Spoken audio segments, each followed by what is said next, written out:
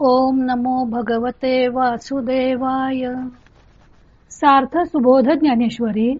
लेखन आणि वाचन सौ मनीषा भास्कर अभ्यंकर, महाराष्ट्र, मिरज 416410. अध्याय 6. ध्यानयोग. योगारूढ मनुष्याचा गौरव. ओव्या आहेत 102 ते 106. योगारूढाच्या ठिकाणी समत्व बुद्धी दृढ झालेली असते असे 9व्या श्लोकात भगवंतांनी सांगितलं. ती गोष्ट ज्ञानदेवाने परिसाची कसोटी व तंतुपट न्यायाने स्पष्ट करून दाखवली. आता योगारूढाचा ज्ञानदेव महिमा गात आहेत. जयाचे नाव तीर्थरावो, दर्शने प्रशस्तीसी ठावो, जयाचे निसंगे ब्रह्मभावो, भ्रांतासही. ज्याचे नाव तीर्थराज आहे व ज्याचे दर्शन झाले असता समाधान होते व ज्याच्या संगतीने भ्रमलेल्यास ब्रह्मता मिळते. जयाचे बोले धर्मुजिये, दिठी महासिद्धी ते विये, देखे स्वर्ग सुखादी ये, खेळू जयाचा. ज्याच्या बोलण्याने धर्म जगतो, ज्याची कृपा मोठ्या सिद्धीला उत्पन्न करते. पहा, स्वर्ग सुखाधिक ही ज्याचा खेळ आहे. स्वर्ग सुखाधिक देणे हा ज्याचा हाताचा मळ आहे. विपाये जरी आठवला चित्त, तरी दे आपुली योग्यता, हे असो तया ते प्रशंसिता, लाभू आधी. अशा पुरुषाचे नाव मनाला सहज जरी आठवले तरी तो आपली योग्यता देतो. ते राहू दे, त्याची स्तुती केली असता हित आहे. पुढती असत वेना ऐसे, जया पाहले अद्वैत दिवसे, मग आपण पाची आपणू असे अखंडित. पुन्हा मावळणार नाही अशा ऐक्यरूपी दिवसाने ज्याला उजाडले आहे व जो मग निरंतर आपण आपल्याच ठिकाणीच म्हणजे स्वात्मसुखात निमग्न असतो. ऐसिया दृष्टी जो विवेकी, पार्था तो एकाकी, सहजे अपरिग्रही जो. अशा दृष्टीने जो विचारयुक्त आहे अर्जुना, तो अद्वितीय आहे. कारण तिन्ही लोकात तोच आहे, म्हणून तो सहजच परिग्रह शून्य असतो.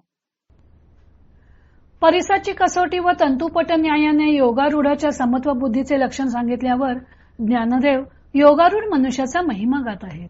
त्याला मूळ श्लोकात आधार नाही. ज्ञानदेव अशा मनुष्याला तीर्थराज म्हणतात. प्रयागला तीर्थराज म्हणतात कारण तेथे गंगा, यमुना व सरस्वती या 3 नद्यांचा त्रिवेणी संगम झालेला आहे. या योगारूढाकडे कोणती त्रिवेणी आहे? निष्काम कर्मयोग, अहंकार राहित्य आणि समत्व बुद्धी अशा 3 धारा त्याच्याकडे एकत्र आलेल्या असल्यामुळे ज्ञानदेव योगारूढाला तीर्थराज प्रयाग असं म्हणतात.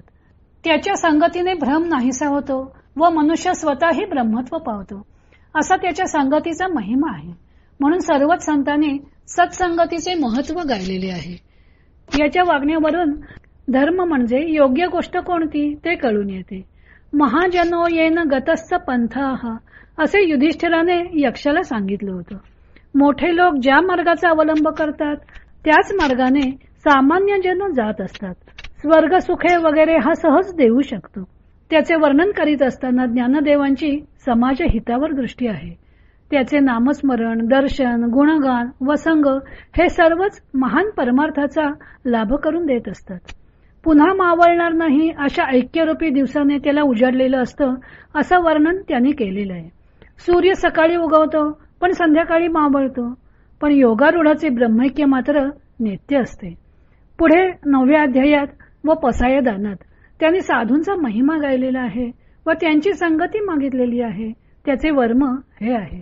अशा संतांच्या सहवासाने मनुष्यात आमूलाग्र बदल होतो व तो ब्रह्मपदी नाचतो. योगारूढाची लक्षणे 9व्या श्लोकात वर्णिलेली आहेत. ती ज्ञानदेवाने 106व्या ओवीपर्यंत वर्णन केली. नंतर 107 ते 162व्या ओवीपर्यंत श्रीकृष्ण वर्णन, अर्जुनाचं वर्णन, स्वतःविषयी, मराठी भाषेचा गौरव, श्रोत्यांचे म्हणणे असे विविध विषय यात आलेले आहेत. गीतेत 10व्या श्लोकापासून 16व्या श्लोकापर्यंत योग साधना कशी करायची ते भगवंतांनी सांगितलेलं आहे. दांडेकर प्रतीत व बाबाजी पंडितांच्या प्रतीत 10वा श्लोक 104 या ओवीनंतर घेतलेला आहे. पण विषय संगतीच्या दृष्टीने मी 162व्या ओवीनंतर तो घेणार आहे. ते सर्व भाग आपण क्रमशः पाहणार आहोत.